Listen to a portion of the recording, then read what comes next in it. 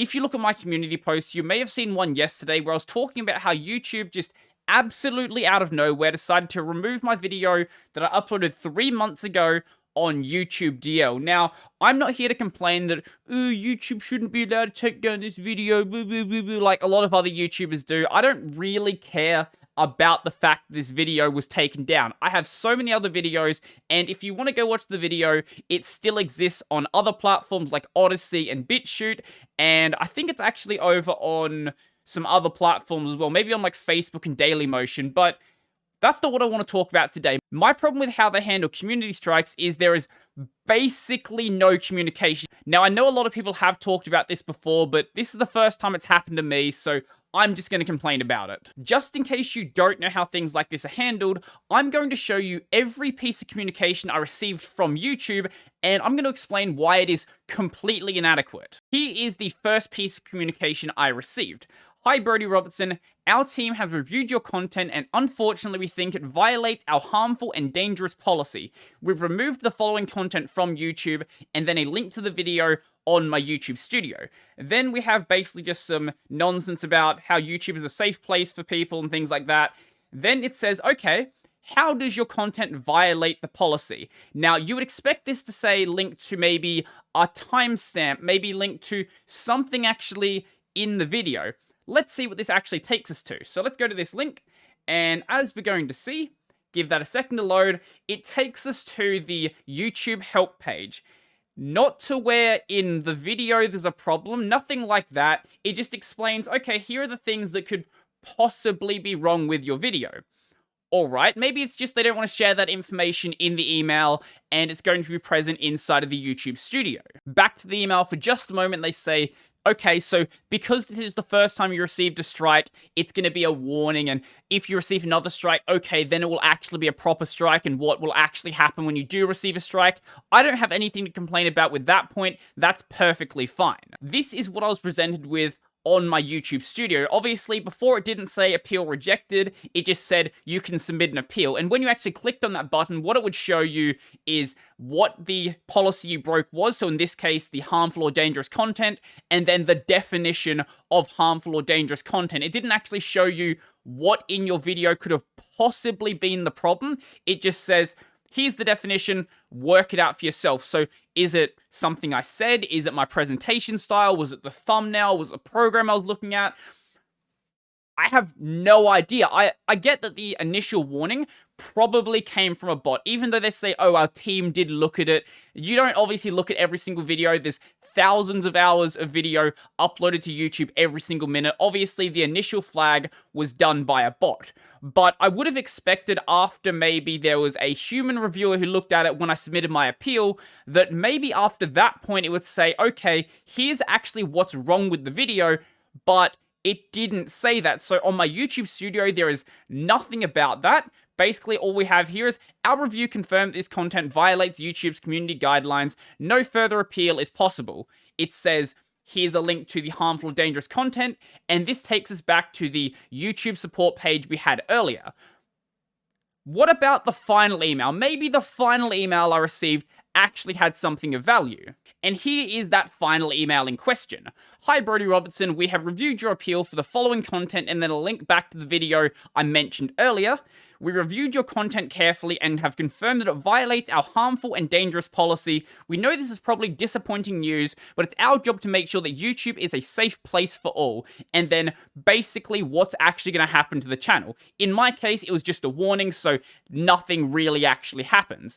Now, how do you ensure that YouTube is a safe place for all when I have no idea how I actually made harmful or dangerous content? What about that video is harmful or dangerous? I'm happy to not make the same sort of video again, but I don't know what exactly I shouldn't be doing. And that right there is the biggest problem. YouTube provides literally zero information about how you actually broke their rules. And I think the reason why they might do that is because otherwise they'd probably be accountable when they don't actually consistently enforce them. What do I mean by this? Well, the video in question, it's no different in style from my regular videos. What I said were basically the same thing. The thumbnails a normal thumbnail I was making at the time, and none of my other videos from the time have actually been a problem. So narrowing it down from the very little information I actually have, I have to assume the problem is YouTube DL, because even though YouTube DL does access YouTube basically the same way a web browser does, it just doesn't do it through the YouTube website, so I guess it just doesn't access the YouTube ads. It's through the public information that YouTube makes available. They could very easily block YouTube DL, but they decide not to. Anyway, let's just say that YouTube DL actually is the problem. What about all the other videos on YouTube DL, like, say, this one right here from Jay Broadway, or this one right here by, I'm sorry, I cannot say your name, or Luke's video on it, or Born to React's video on it, all these other videos on YouTube DL. Now, I'm not saying I want these videos to be taken down. Absolutely not. That's not what I'm saying at all. What I want is I want YouTube to act consistently, either take all of the YouTube DL videos down, or leave all of them up. I don't think that's that difficult to ask.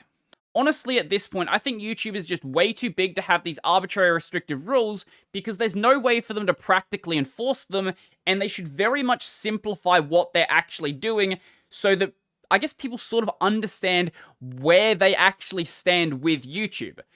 Because if you go on YouTube and you search up certain search terms, you can find sections of the platform that just fundamentally break the TOS and are not being touched. For example, if you go look up "What's Up My Butt Challenge," I'm not going to show you the content right now because my video will probably get taken down. You will find content that is fairly sexually explicit, which probably shouldn't be on the platform, judging by YouTube's own TOS, but it's perfectly fine. Or, bringing it back to tech for a bit, all the videos that exist on the Windows XP source code, that would very much come under the category of showing people how to access stolen content. I don't understand why that's fine, but other things aren't. I think the ultimate thing here is that YouTube just cannot properly enforce what they have because there is just too much content on the platform. And this is why I am very supportive of alt tech platforms, whether they are free speech platforms or just super hyper restrictive where it's like you can only upload videos of bunnies. If you want to make a video platform like that and everything else is banned, perfectly fine, because it's a very clear guideline of what you can actually do on the platform. But whether you like the free speech platforms or not, they typically have much clearer guidelines about what you can actually put on the platform. So it's usually like, okay, don't break US copyright law, that's fine. Even though US copyright law is quite confusing, it's at least something you can point to say, okay, this is something I actually did break. Or don't upload pornography, or don't upload, say, snuff films, things like this. Things where it's very clear that if you break that rule, that you have broken the rule. Even though I am kind of annoyed with YouTube removing this video for seemingly no reason from what I can tell, at least from what I've been given, I'm not too worried about this happening because I have been pushing these alt tech platforms so hard. So for example, I don't know how many of you guys realize this, but my account over on Odysee is actually bigger than my YouTube account, and they're both actually quite large at this point. I'm really surprised by how much Odysee has actually grown. I have never wanted to be tied to one platform, whether that platform be YouTube, Odysee, BitChute, Rumble, Utreon, any of the others that exist. I don't want to be tied to a single platform, and I don't understand why there are so many creators on YouTube who refuse to put their content anywhere else besides YouTube. It just baffles my mind. It makes no sense to me. I fully understand that a lot of you guys have no interest in actually coming over to a platform like this and watching content somewhere else. That's perfectly fine. If you want to just watch stuff on YouTube, my channel's going to be on YouTube for basically as long as I can keep it there, preferably until the company crashes and burns, but it might be gone before that point. I want to give people the opportunity to watch content basically where they want to watch. And this basically kills two birds with one stone. One, it lets me access the audience that exists on this platform that wouldn't actually watch content anywhere else. Because the nice thing about these alt tech platforms is a lot of them, even though the audience is quite small, they have a very, very dedicated audience who like to watch content just on this platform. So if you provide people with content there, you're much more likely to actually get some sort of traction than you are on somewhere like YouTube. And regardless of whether you like some of the people who are on this platform, for example, the biggest individual creator on Library right now is Tim Pool with over 100,000 subscribers, which is absolutely insane because when I first joined this platform, I think the top channel might have had like maybe 2,000, maybe 1,000. It was a very small number, and in the past year and a half or so, this platform has massively grown. So even if you were worried about there just not being very many views on the platform, that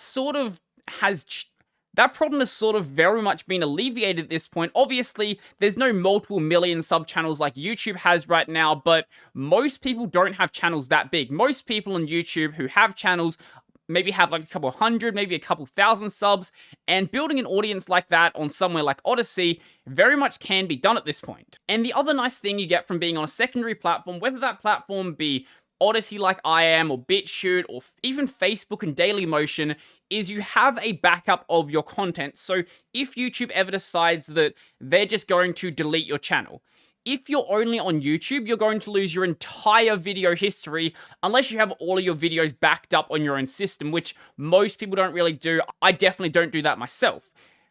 I don't want to lose my entire video history just because YouTube decides to remove my channel or because YouTube shuts down. I get there are these conspiracies that if you upload on multiple platforms, YouTube's gonna de-rank your videos, but there's no real evidence of this actually happening, and there's no way to properly test it because YouTube is just a magical black box with a constantly changing algorithm. I think you're much better off going by what you can concretely see, which is that if you upload on multiple platforms, you will have a backup of your content, you will have people watching your videos who otherwise weren't going to be seeing them, and I think that's really all you actually need to actually make this valuable, because unlike platforms like Twitch with the affiliate and partner program, when you're a YouTube partner or just some random guy who uploads on YouTube, you don't have an exclusivity contract with YouTube. Maybe some of the really big creators do, and that's how they get much better ad deals, but the vast majority of us are not in situations like that, so you should take advantage of the fact that you don't have the exclusivity contract and actually get your content out there onto other platforms. I do have a video sitting in my to upload box about the platforms I actually upload on outside of YouTube, not just for the main channel, but also for my podcast channel, my gaming channel as well. I just haven't gotten around to uploading it, but you know what? Maybe the next couple of days will probably be as good a time as any to actually upload that. And I also have some new, I guess, content avenues I am working on. Maybe it'll mean another channel, probably won't. It probably will mean a new account on a separate platform, but I'll keep you guys in the know when I actually get started with that. So I think that's pretty much everything for the rant today. If you sat through this all the way to the end, I don't have a prize for you, but I'll thank you. That's cool. Thanks for watching. Before I go, I would like to thank my supporters. So a special thank you to Chris, Joachim, Donald, Michael, Andrew, Nathan, David, Onza, Will, Brennan, Chico Bento, Jamie, Joseph, Mitchell, Peter D, Stephen, Tony Tushar, and all of my $2 supporters. If you would like to support my work, there are links down below to my Patreon, Subscribestar, LibrePay, all that sort of stuff. I've got my podcast, Tech Over Tea, available basically anywhere. And then this video is also available on Odysee, Library, BitChute, and some other places which I'll talk about in the near future. Thank you guys for watching, and I'm out.